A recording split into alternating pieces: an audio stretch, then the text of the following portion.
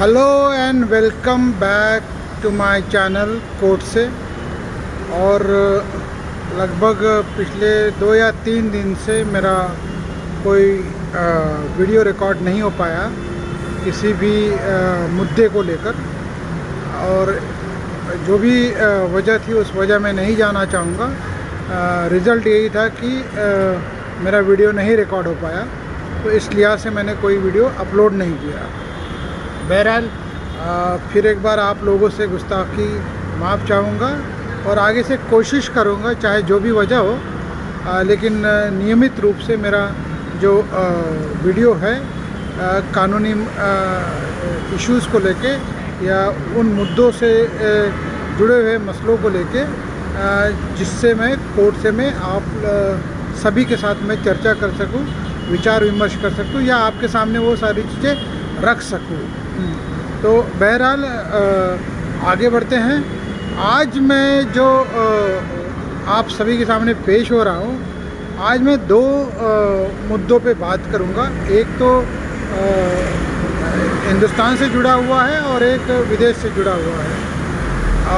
पिछले कई दिनों पहले मैंने आप लोगों के समक्ष एक वीडियो अपलोड किया था, जिसमें मैंने ये जानकारी देने की कोशिश की थी कि अलाबामा कोर्ट ने फ्रोज़न एम्ब्रियो जो है उस फ्रोज़न एम्ब्रियो को लाइफ मानते हुए उसे एक मतलब उस फ्रोज़न एम्ब्रियो में एक लाइफ होता है, इस चीज़ का निष्कर्ष या निर्णय अलाबामा कोर्ट ने लिया था। तो उस जजमेंट के ऊपर काफ़ी वहाँ पे हायतौबा मची हुई थी, काफ़ी क्रिटिसिज्म हुआ था। और जो इस मसले से जुड़े हुए जो मेडिकल प्रोफेशनल्स हैं या मेडिकल इंस्टीट्यूशंस हैं, जो मतलब फ्रोज़न एम्ब्रियोज़ का इस्तेमाल करके जो कपल्स है, जिन्हें मतलब यूँ कहें कि चाइल्डलेस कपल जो है वो फ्रोज़न एम्ब्रियोज़ का इस्तेमाल करके वो अपना मतलब पेरेंट बनने की जो उनकी कोशिश होती है, उस लिहाज से काफ़ी हायतौबा मची हुई थी। तो ये जो है इसके लिहाज से अलाबामा हाई कोर्ट अपने मुद्दे पे जो था वो बरकरार था कि उन्होंने कहा कि नहीं, फ्रोज़न एम्ब्रियो है तो उसमें वो लाइफ है। इनफैक्ट इसके ऊपर कोर्ट के बाहर भी सोशल मीडिया से लेके वहाँ पे जो सिविल लिबर्टी से जुड़े हुए जो पब्लिक है या इंस्टीट्यूशंस है, तो सिविल राइट या ह्यूमन राइट से जुड़े जो इंस्टीट्यूशंस है, उन्होंने काफ़ी इसके ऊपर दोनों तरफ से मतलब इसका क्रिटिसाइज़ भी किया, कुछ लोगों ने इसका वेलकम भी किया। इनफैक्ट जो प्रेसिडेंट इन फोर्थकमिंग इलेक्शन को जो फाइट करने वाली है, निकी हेली, इन्होंने तो इनफैक्ट इस जजमेंट को बहुत ही वेलकम किया और उन्होंने भी ये 2 टूक कह दिया कि जहाँ तक कि फ्रोज़न एम्ब्रियो की बात अगर आप कहोगे तो मेरे हिसाब से वो लाइफ है, और अगर उस फ्रोज़न एम्ब्रियो का कोई डिस्ट्रक्शन होता है तो उसके कॉन्सिक्वेंस, यानी कि सीधा वो मर्डर का मामला बनता है, उसके लिए जो भी पीनल कॉन्सिक्वेंसेस होते हैं वो उसे लागू रहेंगे। और उसे अलाबामा हाई कोर्ट के जजमेंट को उन्होंने वेलकम किया। तो उसी अलाबामा हाई कोर्ट के जजमेंट को उसके अपीलेट कोर्ट ने मेजॉरिटी के साथ में उसे अपहेल्ड किया और उसमें ये कहा कि इसमें किसी भी तरह के इंटरफेरेंस की ज़रूरत नहीं है। उनके भी लिहाज से, यानी कि जो अपील कोर्ट है अलाबामा का, उनके लिहाज से भी फ्रोज़न एम्ब्रियो जो है वो लाइफ है। ये मसला जुड़ा था एक इशू से, जहाँ पे एक लैब में एक फ्रोज़न एम्ब्रियो जो तो फ्रीज़ किया हुआ था, वहाँ पे उनके किसी टेक्निकल हैंडलर से, यानी कि जो नर्स वगैरह जो होते हैं, उनसे वो एम्ब्रियो का जो ट्यूब था वो गिर चुका था और उससे वो एग्स थे वो डिस्ट्रॉय हो चुके थे। तो उसके लिहाज से वो जिन कपल का ये एम्ब्रियो था, उन्होंने प्रोसिक्यूशन लॉन्च किया था तो यहाँ से ये मसला आगे बढ़ता है और इस मसले को सुनने के बाद में अलाबामा कोर्ट ने इसे लाइफ यानी फ्रोज़न एम्ब्रियो एक लाइफ है, इस निर्णय पे वो पहुँचे थे। और उसी निर्णय को बरकरार रखते हुए अलाबामा अपील कोर्ट ने भी उस चीज़ को माना कि अगर वो फ्रोज़न एम्ब्रियो है तो उसमें लाइफ है। अगर उस लाइफ को डैमेज अगर कोई होता है, अगर वो फ्रोज़न एम्ब्रियो कोई डिस्ट्रक्शन होता है विलफुली या नेग्लिजेंटली, तो उसके पीनल कॉन्सिक्वेंसेस रहेंगे। तो ये एक अलग मुद्दा था जो अलाबामा कोर्ट से जुड़ा हुआ है। अब मैं आता हूँ दूसरे मुद्दे को लेकर। दूसरा मुद्दा जो ये है वो भी एक अपने आप में बहुत ही इम्पॉर्टेंट है, जिसका जिक्र, जिसकी बहस आज सुप्रीम कोर्ट में होते हुए उस पर एक आर्गूमेंट के दौरान इस चीज़ का कंसर्न, इस चीज़ के बारे में एप्रीहेंशन वहाँ जो सरकार की तरफ से जो वकील थे, सरकार की तरफ से जो काउंसिल थे, उन्होंने उसे रेज़ किया। मेरे हिसाब से बहुत ही वैलिड है। मैं किसी एक पॉलिटिशियन के अंदर या बाहर रहने के पक्ष या विपक्ष में नहीं हूँ। जो गलत है वो गलत है, जो सही है वो सही है, चाहे कोई भी टाइमिंग हो। अगर किसी एक ख़ास टाइमिंग के तहत अगर किसी को गिरफ़्तार किया है, अगर वो कोई पॉलिटिकल रीज़न से गिरफ़्तार किया है, वो अलग मसला है।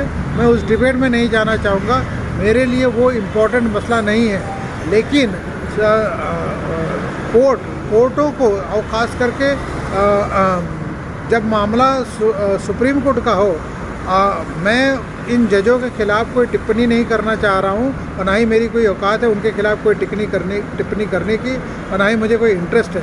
मैं अपने आप में एक विजडम को यूज़ करते हुए उसी बहस को जो सरकार की तरफ से रखा गया, उसी बहस को मैं जस्ट समझने की कोशिश कर रहा हूँ कि अगर कोई आम व्यक्ति वो भले सरकारी ऊंचे ओहदे पे ना हो या किसी पॉलिटिशियन से जुड़ा ना हो या कोई सिटिंग सीएम ना हो या सिटिंग कैबिनेट मिनिस्टर ना हो, अगर एक नॉर्मल आदमी होता तो क्या उसे इस तरह से जो जिस तरह से लिबर्टी एटलीस्ट देने के लिए इस पे जिरा की भी अगर कोशिश हो रही है, तो अपने आप में मुझे नहीं लगता वो सही मैसेज दिया जा रहा है।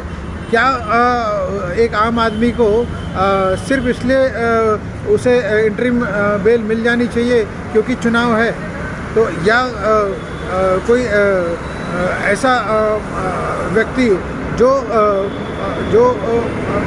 उतना हाई प्रोफाइल नहीं है लेकिन उसकी गिरफ्तारी हुई है, तो क्या उसके लिए ये दरवाजे खुले रहेंगे कि भाई क्योंकि चुनाव है तो हम उसे इंटरिम लिबर्टी दे देते हैं, क्योंकि वो ऐसी पोजीशन पे है जिसके लिए इस वक्त चुनाव के वक्त उस व्यक्ति को इंटरिम बेल पे देने के लिए एटलीस्ट एक बहस छेड़ा जा सके। अगर कोई नॉर्मल आदमी होता तो मुझे नहीं लगता इस तरह की कोई लिबर्टी दी भी जाती। मेरे हिसाब से इतनी सुनवाई भी नहीं होती, और लिबर्टी की तो दूर की बात है, क्योंकि ये मैसेज जो है वो अपने आप में गलत जाएगा। क्योंकि कल को हर आज तो चुनाव का मसला है, कल कोई और मसला लेके आ जाएंगे कि भाई इसके लिए हमको इंटरिम रिलीफ चाहिए। इंटरिम रिलीफ के लिए जो एक मुद्दा है, एक पैमाना है, वो मेडिकल ग्राउंड ही है। अगर मेडिकल ग्राउंड है और एकदम एक्सट्रीम इमरजेंसी है, जैसे कि कोई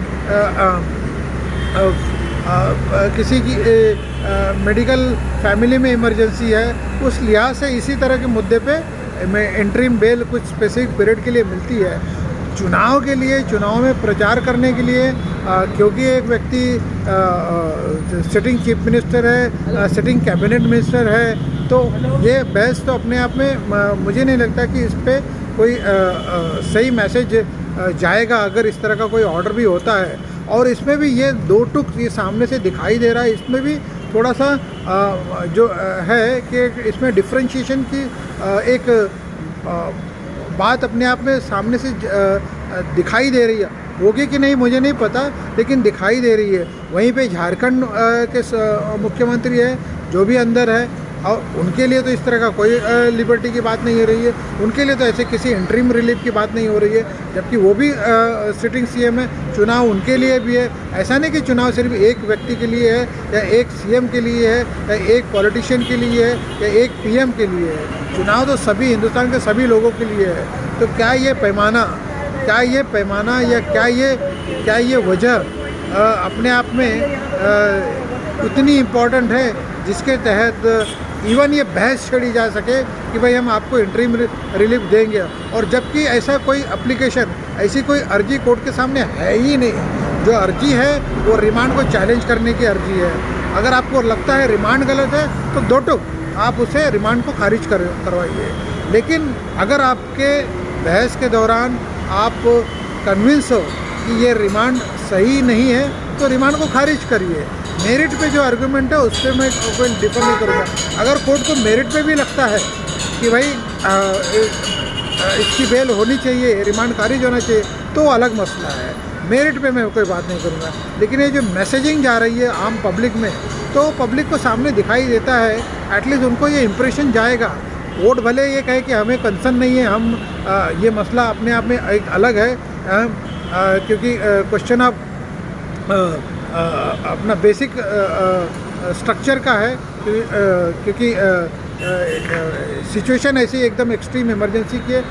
मुझे नहीं लगता है कि इस तरह की कोई सिचुएशन है जिसपे इंटरिम बेल के तहत इस तरह की कोई लिबर्टी दी जाए।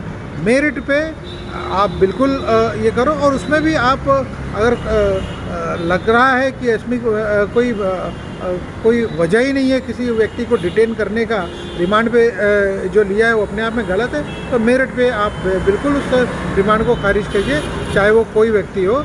और कोई एक स्पेसिफिक कैटेगरी से वीवीआईपी है या एकदम उच्च श्रेणी में बैठा हुआ कोई ब्यूरोक्रेट है या एकदम हाई प्रोफाइल बिजनेसमैन है, उनके लिए अलग सा मापदंड जो दिखाई देता है, होता है या नहीं होता है, तो उस मैटर के मेरिट में उन कंसर्न जजों को मालूम होगा।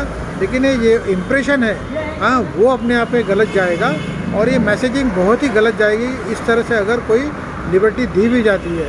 ये मेरा अपना एक ओपिनियन है। मैं एक अपने उसी संविधान के हक को मद्देनज़र रखते हुए अपने ओपिनियन को मैं एक्सप्रेस कर रहा हूँ। मैं कोई क्रिटिसिज्म नहीं कर रहा हूँ, ना ही मुझे क्रिटिसिज्म करने का कोई शौक़ है।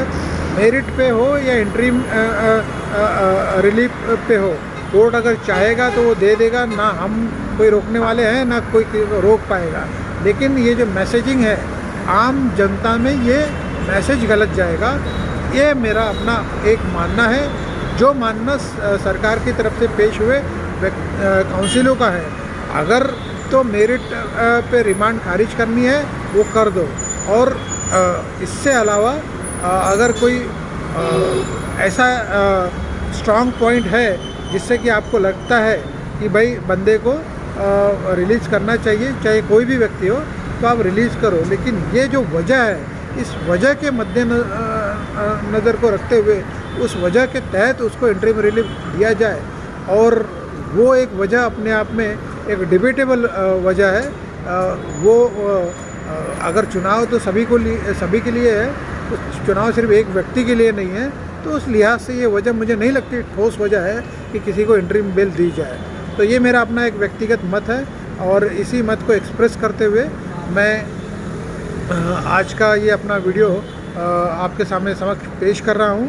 उम्मीद है आप लोगों को ये पसंद आया हो, ठीक लगा हो, और आप लोगों का आशीर्वाद मेरे साथ बना रहेगा। आप लोग मेरे साथ जुड़े रहेंगे। इसी रिक्वेस्ट से, इसी गुजारिश से मैं ये आज का वीडियो ख़त्म करना चाह रहा हूँ। कल मैं फिर मिलूँगा, एक अलग कानूनी पहलू को लेकर आपके सामने मैं पेश हूँगा। तब तक के लिए विदा, और क्षमा चाहूँगा फिर एक बार मैं पिछले 2-3 दिन के गैप की वजह से, तो उसके लिए मैं फिर एक बार क्षमा चाहूँगा। और फिर कल आप लोगों से जुड़ने के लिए मैं तब तक के लिए विदा चाहता हूँ, और इसी के साथ ये वीडियो ख़त्म करता हूँ।